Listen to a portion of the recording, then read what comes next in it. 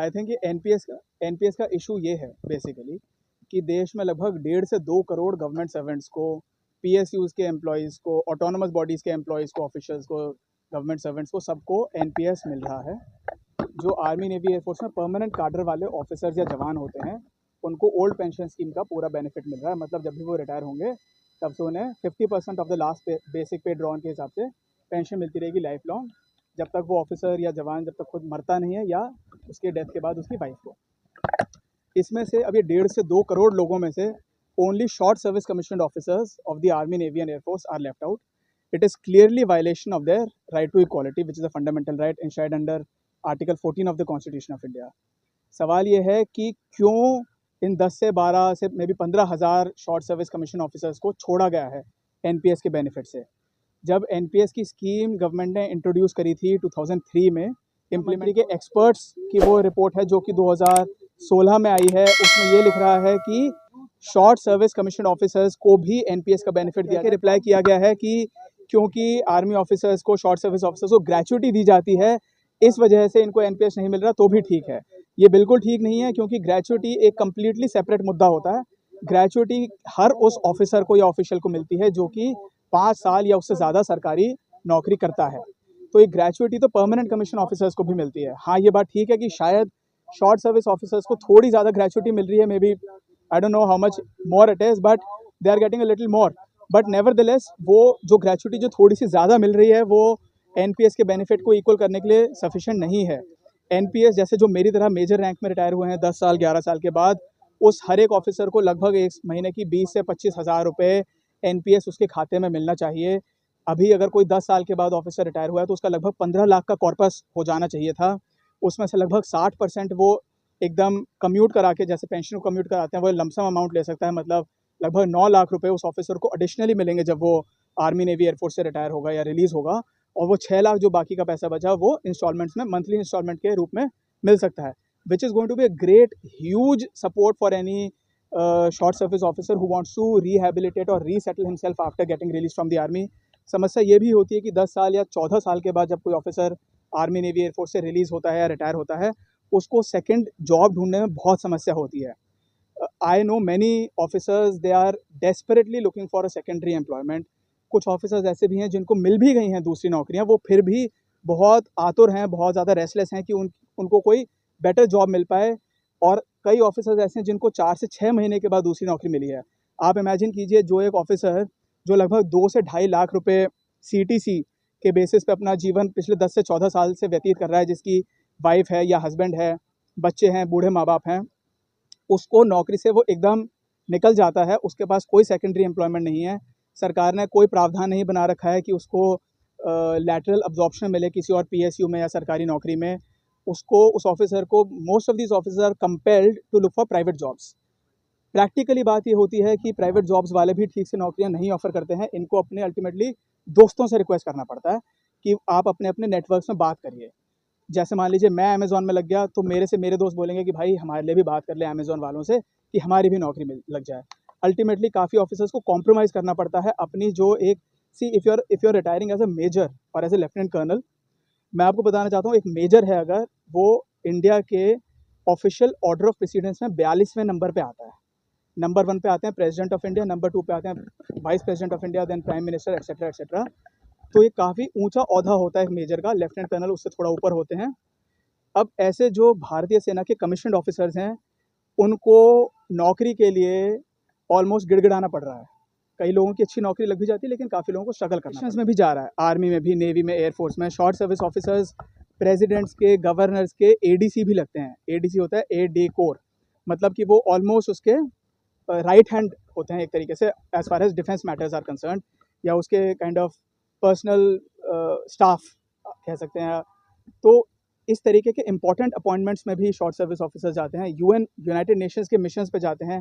Company commanders होते हैं राष्ट्रीय राइफल्स में, असम राइफल्स में, बॉर्डर्स पे जाते हैं। इन ऑफिसर्स का क्या हम ये नहीं चाहते कि इनका हौसला बुलंद रहे, इनको ऐसा लगे कि इनके साथ अन्याय नहीं हो रहा है, इनको बराबरी का सम्मान दिया जा रहा है।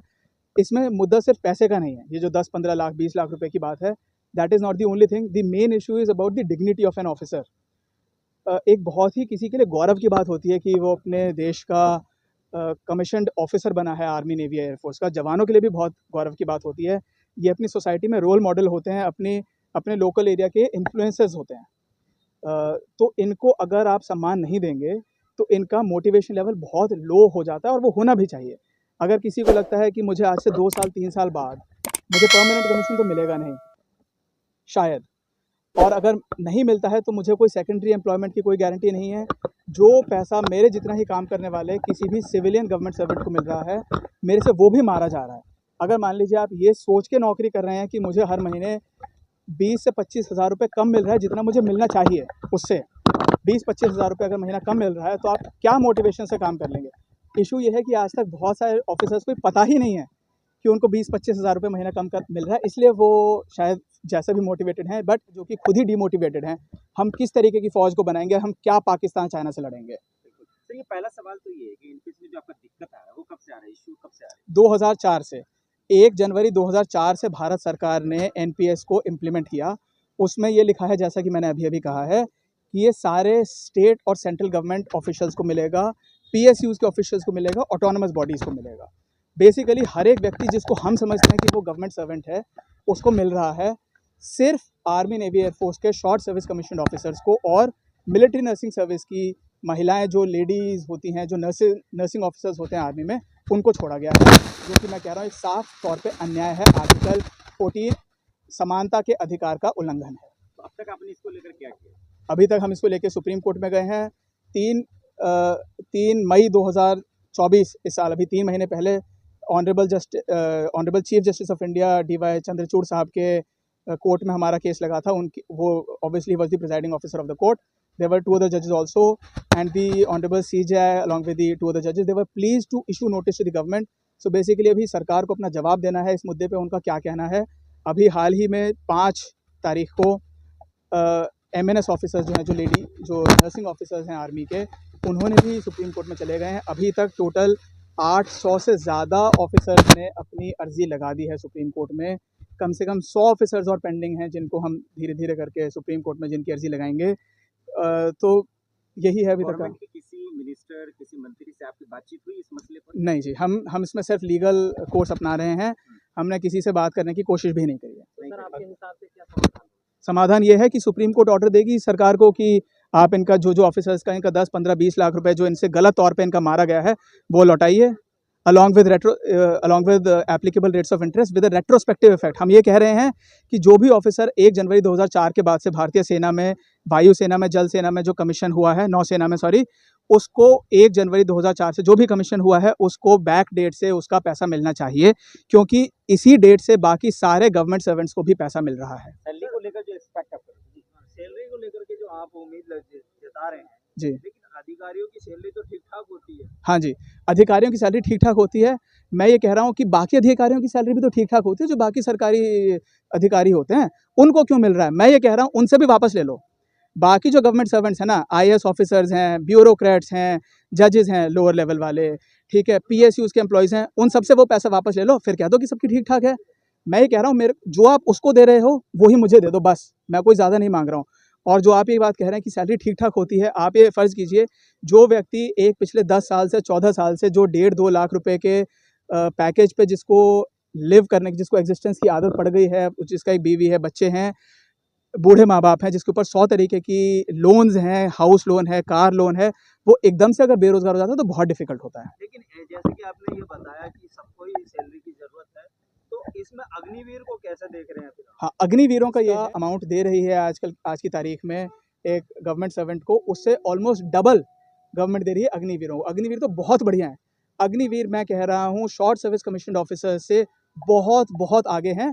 ऑफकोर्स उनका रैंक लोअर है, वो तो अलग बात है, वो तो उसी रैंक में भर्ती हुए हैं, लेकिन उनके जो terms and conditions of service हैं वो बेटर हैं। मतलब अगर आप ऑफिसर को ऑफिसर कैडर से कंपेयर करें और जवानों को जवान से कंपेयर करें, एक अग्निवीर 18-19 साल की उम्र में भर्ती होता है भारतीय सेना में, वो 22-23 साल की उम्र में बाहर हो जाएगा, उसके पास लगभग 30-35 लाख का कॉर्पस बन जाता है। तो वो तो बहुत बढ़िया। 22-23 साल में जनरली उसने शादी नहीं करी होगी, उसके परिवार से कम रिस्पॉन्सिबिलिटीज़ होंगी, वो उसको आराम से दूसरी जॉब मिल जाएगी। यहाँ पे हम 35, 36, 40 साल की उम्र में रिटायर हो रहे हैं, कोई सेकेंडरी जॉब नहीं मिल रही है, एज रिलैक्सेशन नहीं मिल रहा है। सपोज अगर हम चाहें कि हम आईएएस में ट्राई करना चाहते हैं, एज रिलैक्सेशन उसके लिए 5 साल मिल रही है। ये शायद वो 10-20 साल पुरानी, 20-25-50 साल सरकार की पुरानी पॉलिसी होगी, जबकि शॉर्ट सर्विस कमीशन मिनिमम 5 साल के लिए होता था। अभी जब मिनिमम इन्होंने 10 साल के लिए कर दिया है, तो पूरे 10 साल का तो एज रिलैक्सेशन देना चाहिए ना। क्योंकि सपोज अगर मैं 7-8 साल बाद, 5 साल बाद, 9 साल बाद अगर मैं बाहर निकलना चाहता हूँ, तो आप मुझे नौकरी छोड़ने नहीं देते हो। अगर मैं रेजिग्नेशन की एप्लीकेशन डालूँ, मैं बहुत ऐसे ऑफिसर्स को जानता हूँ, 1-2 ऑफिसर्स ऐसे हैं जो मुझे अप्रोच कर चुके हैं, जिनके घुटने ऑलमोस्ट गल गए हैं। उनको फौजी डॉक्टर कह रहे हैं कि अगर आपने 1-2 साल और इस तरीके की डिफिकल्ट ड्यूटीज़ करी, तो आप परमानेंटली ज़िंदगी भर के लिए अपाहिज हो जाओगे। वो रिज़ाइन करना चाह रहे हैं, उनको रिज़ाइन नहीं करने दे रही है फ़ौज। आप 10 साल करने के लिए नौकरी मजबूर करते हो एक व्यक्ति को, 10 साल के बाद दूसरी नौकरी नहीं देते हो, एज रिलैक्सेशन देते हो सिर्फ 5 साल के लिए। वो व्यक्ति कहाँ जाएगा? लेकिन सर सवाल ये है कि एनपीएस का जिसका आप जिक्र कर रहे हैं और अग्निवीर का जो जिक्र कर रहे हैं, फिर फर्क क्या रहेगा? फ़र्क देखिए, अग्निवीर जो बंदा है ना, उसका पूरा भर्ती ही डिफरेंट है। वो 12वीं पास है। जो ऑफिसर है वो कम से कम ग्रेजुएट है।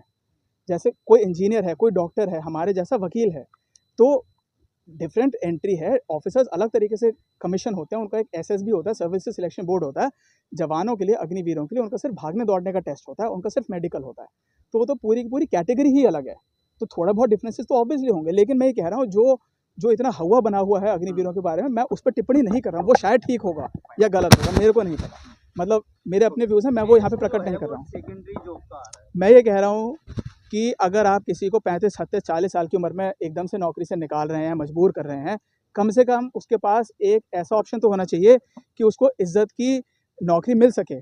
बल्कि ये तो बहुत आसान समाधान है। मैं अगर बताता हूँ, 1 साल में भारतीय सेना से, आर्मी, नेवी, एयरफोर्स से लगभग शायद 500 से 1000 ऑफिसर्स होंगे, जो कि हमारी तरह से रिलीज़ हो जाते हैं, या उसको जो शॉर्ट सर्विस ऑफिसर्स होते हैं उनको रिलीज़ कहा जाता है, या रिटायरमेंट कह दिया जाता है।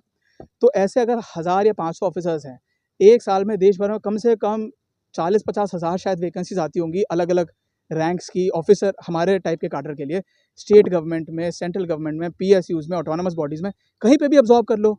जो एक भारतीय सेना से या नौसेना से या वायुसेना से रिटायर्ड हुआ है ऑफिसर, आपको पता है कि उसका रिकॉर्ड ठीक है, वो लगभग डिसिप्लिन्ड आदमी है, कम से कम 99% डिसिप्लिन्ड है आदमी या लेडी या मेल जो भी निकला है बाहर।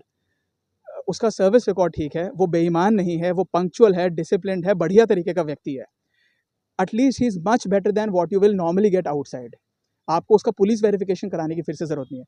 कहीं भी उसको नौकरी दे दो, किसी भी पीएसयू में अब्जॉर्ब कर लो, उसकी स्टेट पुलिस फोर्सेस में अब्जॉर्ब कर लो, इक्विवेलेंट रैंक पे।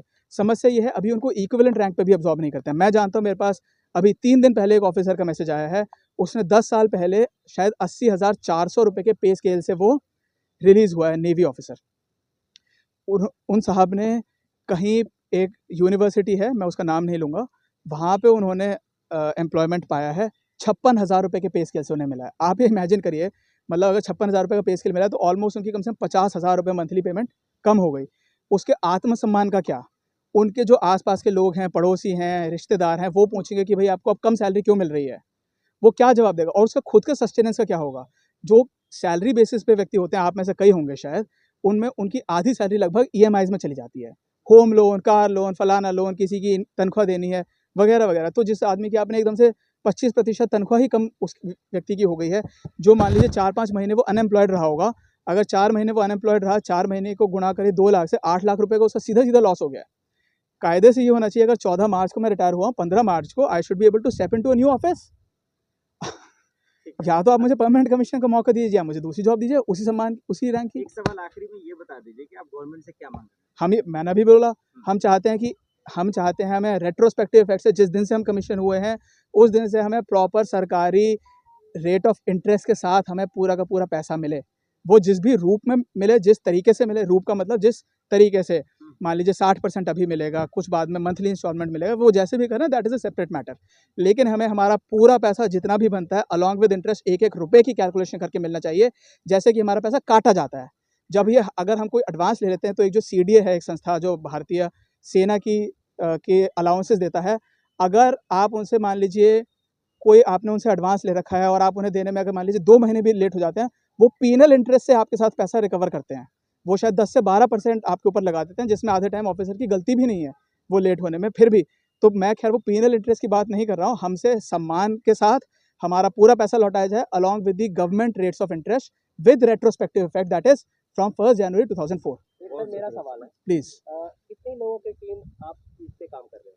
हम कम से कम 10 से 12 वकील इसमें काम कर रहे हैं, कई सारे लॉ स्टूडेंट्स हैं, सीनियर एडवोकेट्स हैं, मेरे जैसे भी एडवोकेट्स हैं, बहुत सारे एडवोकेट्स हैं।